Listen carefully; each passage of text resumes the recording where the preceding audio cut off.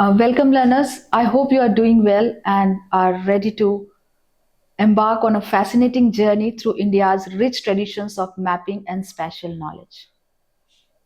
Have you ever wondered how people in ancient India navigated vast landscapes, built magnificent cities, or mapped even pilgrimage routes, all without GPS or modern technology? How do you think they did it? Imagine a traveler in ancient India setting out on a pilgrimage from Kashi to Rameshwaram. He does not have Google Maps, but he knows the path by heart, passed down through generations, guided by temple alignments, river courses, and the stars. How did he know the way? In the Ramayana, when Hanuman leaps to Lanka in search of Sita, he follows a mental map, a sacred geography built on landmarks and celestial guidance. Even in the Mahabharata, Krishna describes the cosmos as a vast, interconnected space. But were these just myths? Or did they hint at advanced spatial knowledge? Today we rely heavily on digital maps, but traditional Indian mapping methods were sophisticated, blending geography, astronomy, and spirituality. They influence temple construction, city planning, and even daily rituals. In this lecture, we will explore how India's traditional methods of mapping using directions, sacred geography, and cardinal points shaped its cultural and scientific advancements. So, what we will cover in the lecture? Before we dive in, let's take a quick look at what we will be exploring today. We will start by understanding how directions or dikpals were more than just cardinal points in ancient India.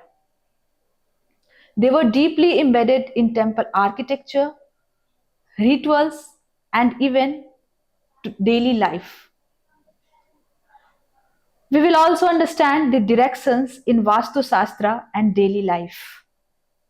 Next, we will explore the fascinating concept of sacred geography, how pilgrimage routes and spiritual landscapes were mapped, creating networks of sacred spaces across India. Now let's start the journey. Ancient Indian cartography, a legacy of knowledge. India's mapping tradition date back to Vedic times, seen in scriptures, temple layouts, and pilgrimage routes. Early cartographic traditions were based on astronomical observations, sacred geography, and directional alignments. Ancient cities like Varanasi and Ujjain were not just built, they were meticulously designed, aligning with celestial movements and sacred landscapes, making them living reflections of astronomical and spiritual wisdoms. Travelers in ancient India used to follow the alignment of sacred temples, listens to oral traditions, and used celestial bodies for navigations. This was the essence of Indian cartography, deeply rooted in spirituality, astronomy, and even practical knowledge. Now, let's understand it with some examples. We will start with the Varanasi. One of the world's oldest cities was planned around the cosmic alignment of the Ma Ganga river and the Vishwanath temple. Ujjain was chosen at the prime meridian in ancient Indian astronomy, serving as a reference point for time calculations. Routes like Char Dham Yatra and Jyotirling circuits were not just physical paths but spiritual journey designed in alignment with sacred landscapes. Every village in India maintained detailed land records long before British land surveys. These maps recorded land ownerships, water sources, and irrigation channels, ensuring fair distribution of resources. Even today, land disputes in rural India are settled using these centuries old maps. While we rely on digital maps today, ancient Indian mapping techniques still influence our cities, pilgrimage routes, and even how we manage land. The wisdom of the past continues to guide us quite literally. Now we will understand the Indian concept of direction, that is Dikpals. You can look at the visuals on the slides and I will try to let you understand about the concepts hidden in these images. In Indian tradition, directions were not just geographical references but sacred entities, each governed by a deity known as Dikpal.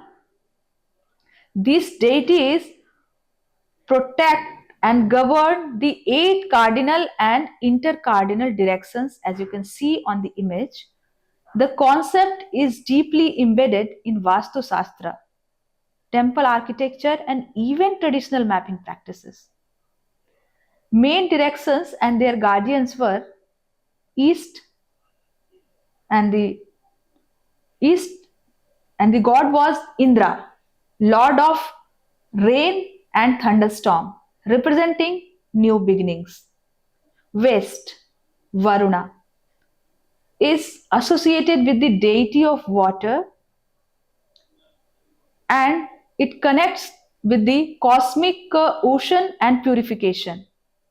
Now, North, Kuber, represents the god of wealth and prosperity. South, that is, Lord is Yam. It represents the god of death, symbolizing the cycle of life. Now we will see the intercardinal guardians. Agni represents south, southeast represents the Agni, northwest represents Vayu, Naritri represents southwest, and Ishan northeast. The Manduka Mandala, that is Frog Mandala, is a key layout in Vastu Purush Mandala used in Hindu temple architecture. It consists of 64 squares, pad, each associated with a deity, ensuring harmony between cosmic forces and human existence. The temple was aligned with the cardinal directions, reflecting celestial and geographical precision. The concept of Dikpals and Manduka Mandala influenced not only the town planning but also the navigation and pilgrimage routes. Ancient cities like Varanasi and Ujjain were designed based on these directional principles. Now we will try to understand the directions in Vastu Shastra and how it is related to our daily lives. Have you ever noticed that traditional Indian homes have a tulsi plant in the north east? That is because it is considered auspicious and aligns with positive cosmic energy. Even today, architects use sunlight direction for sustainable building designs, an idea rooted in Vastu. So, Vastu Shastra is not just a belief system, it is based on principles of architecture, astronomy, and environmental science. It aligns structures with the Earth's magnetic field and the five elements, which is Panch Mahabhutas: earth, water, fire, air, and space. The Earth generates a geomagnetic field that influence human health and energy flows. Vastu ensures that structures are aligned with this field of balance and positivity. Now, understand it with example. North-south alignment shows that sleeping with the head towards south aligns with the earth's magnetic pull, promoting restful sleep and good health. And east-facing entrances allows the first rays of the sun to energize the home, promoting prosperity and well-being. Vastu in ancient Indian knowledge system recommends facing east while cooking, aligning with the sun's natural movements to enhance digestion and vitality. Now we will see the integration of five elements, that is Panch Mahabhutas, and how it is related to Vastu Shastra. Now, Vastu ensures better health, prosperity, and spiritual harmony in living spaces. It's not just superstition, but a scientific approach to designing homes and cities in sync with nature. Have you ever walked into a house and instantly felt at peace? Or been to a place where something just felt off or not right or negative? That's the subtle impact of energy flow. Vastu principles help create spaces that feel right or feel positive by ensuring harmony with natural forces. Take water, for example. In many traditional homes, wells and water tanks were always placed in the northeast. Have you ever noticed how even modern homes prefer keeping water sources in specific areas? This is not just a coincidence, it's an old wisdom still in practice. Imagine your house is like a compass. Just like a compass needle aligns with the Earth's magnetic field, our homes, temples, and even cities were traditionally designed in harmony with nature's forces. Why? Because this alignment was believed to create a balance of energy leading to better health and prosperity. Now that we have explored these ideas, think about your own home or any famous building you know. Do you see any of these principles at play? Maybe your home's entrance faces east, or there is a courtyard in the middle. These are not just design choices, they are part of an ancient science still influencing us today. Now, we will try to understand the sacred geography and directions, importance of directions in pilgrimage. In Hindu cosmology, the four cardinal directions are associated with sacred abodes, dhams, and guardian deities, that is, Dikpals. India's sacred geography is a vast, interconnected network of pilgrimage routes, cardinal directions, and even divine landscapes. Pilgrims traverse these paths seeking spiritual merit, that is punya, and liberation, that is linked to moksha, and the blessings from the divine. The directions themselves hold deep symbolic meaning, reinforcing the idea that the entire subcontinent is a living and sacred entity. Have you ever wondered why India's most sacred pilgrimages are spread across four corners of the country? Why not just one place?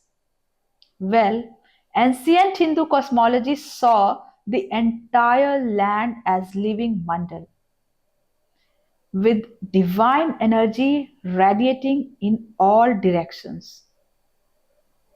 Think of it like a spiritual GPS. Just as we navigate life with north, south, east, and west, our ancestors mapped sacred geography to guide seekers towards enlightenment. Let's decode this divine navigation system. To the north, where icy peaks touch the heavens, we have Badrinath, Vishnu's meditative abode. Now turn south to Rameswaram, where Rama built a bridge to Lanka. Now swing west to Dwarka, Krishna's sunken golden city. Finally, face east, where the roaring waves of Puri's beaches greet Lord Jagannath chariot. Four directions, four cosmic doorways. Each dham is not just a place, it's a story. Badrinath's mountains whispered wisdom to sages.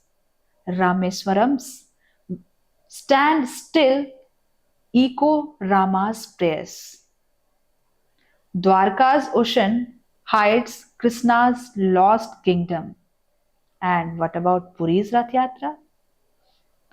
Now it's the God coming out to play. Which of this story resonates with you? If you had to embark on a spiritual journey today, which direction would you choose? The Himalayas' solitude, Rameshwaram's devotion, Dwarka's mystery, or Puri's celebration? Now that we have mapped this sacred compass, let's dive deeper into the how rivers and mountains shape India's pilgrimage tapestry.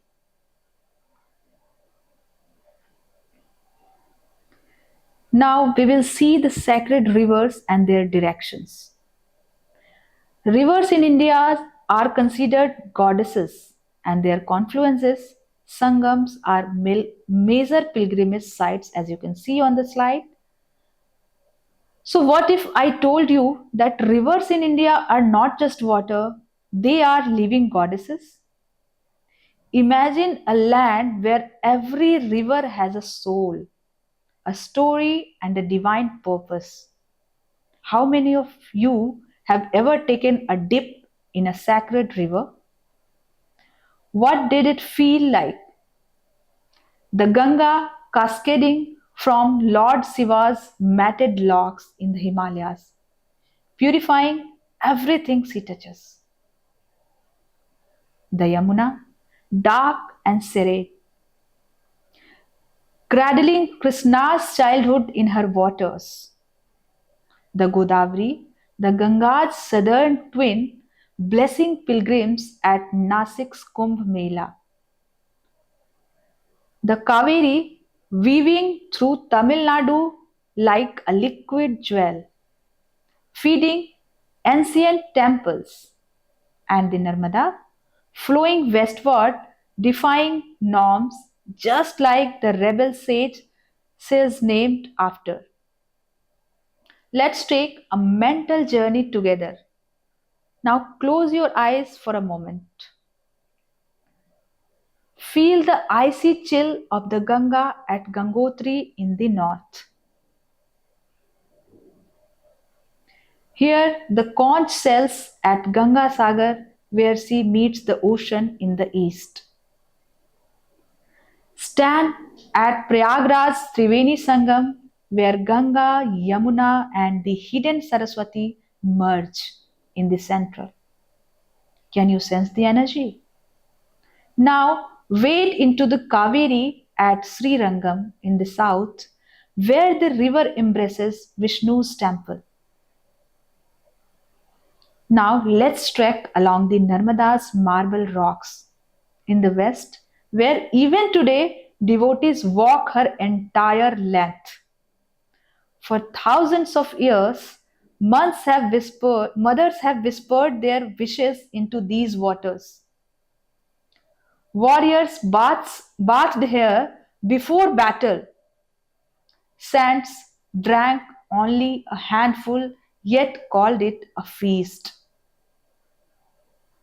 What would you ask a river goddess if you stood before her today? Now that we have felt the pulse of India's sacred rivers, let's explore how their power crystallizes into temples and mountains where earth meets the heaven. Now we will try to understand the concept of Jyotirlings and Shakti Peeths, which is the axis of divine power. What if I told you that there are 12 pillars of fire across India where the divine itself burst into our world, and 51 power spots where the goddess's energy still pulses? These are not just temples, they are cosmic batteries charging the soul of Bharat. Imagine this scene from our Puranas. Brahma and Vishnu once argued over who was greater. Suddenly, bam, an infinite pillar of fire splits the universe. Shiva appears as the Jyotirlinga, challenging them to find his ends. Kedarnath, where the heavens meet earth in icy Himalayas. Somnath, the first light that even Mahmud Ghazni couldn't extinguish. Kashi Vishwanath, where Shiva whispers liberation into your ear. Now, here is a story that will give you chills. When goddess Sati's body fell to earth, her tongue landed in Jwala Devi, that is in Himachal, where flames still dance without fuel. Her yoni at Kamakhya bleeds annually. Yes, the river turns red. And at Vaishno Devi, her pindis still answer every prayer.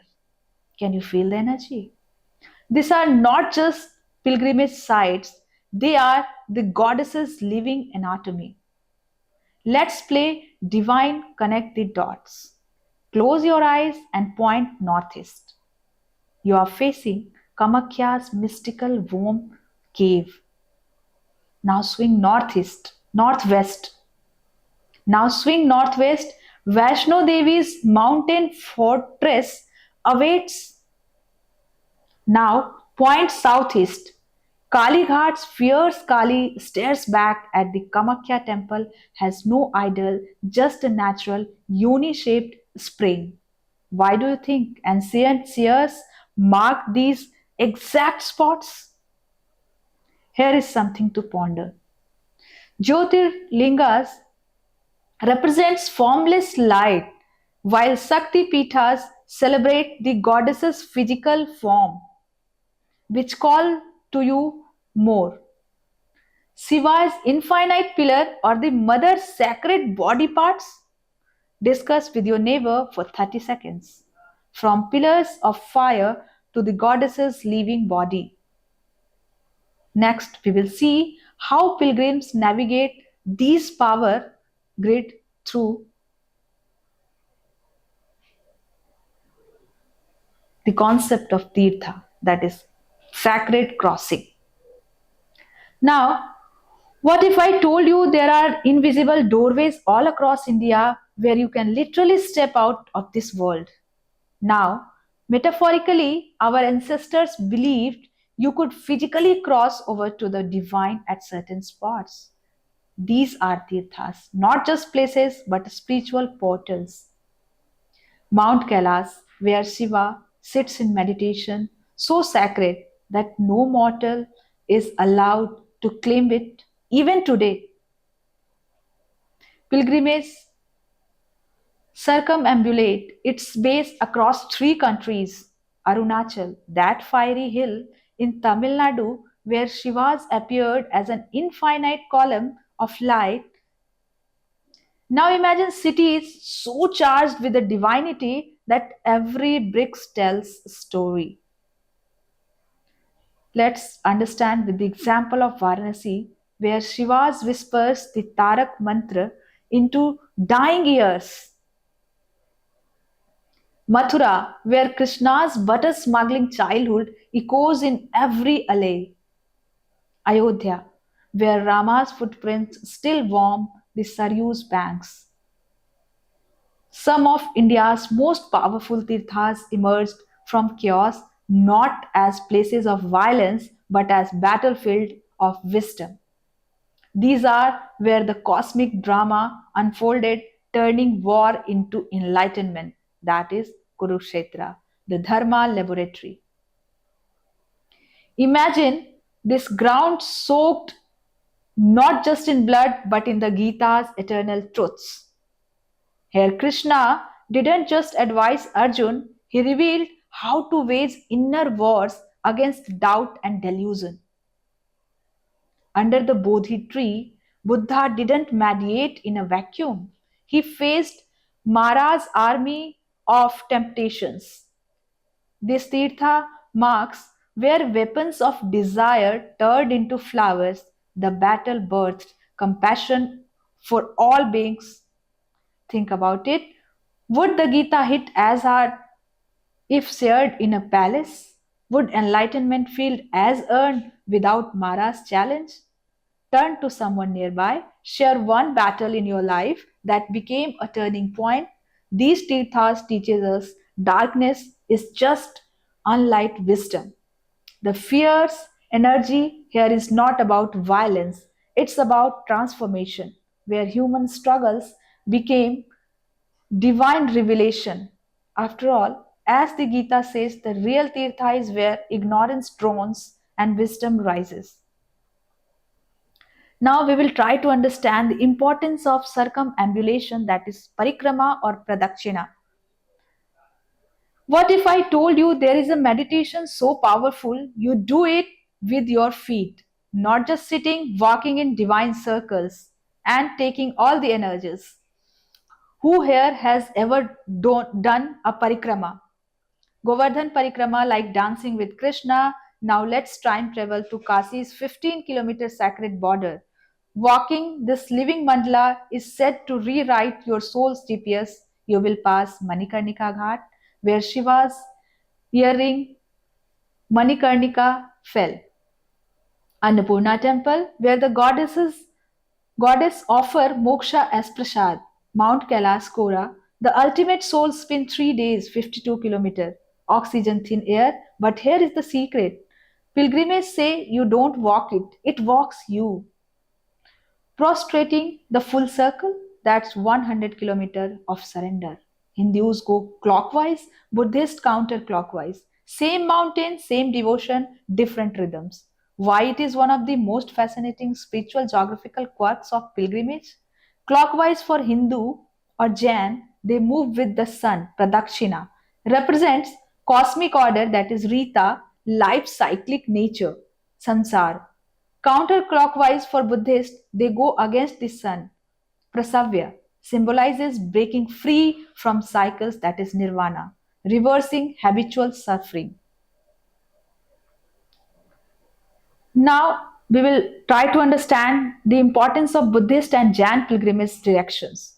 Imagine retracting the very steps that changed human consciousness forever. This is not just a pilgrimage, it's a four-act cosmic drama. Lumbini, birth, where Queen Maya grasped a sal tree and the earth shook, not from pain, but from the weight of a Buddha entering the world. The Shoka pillar here still marks the exact spot.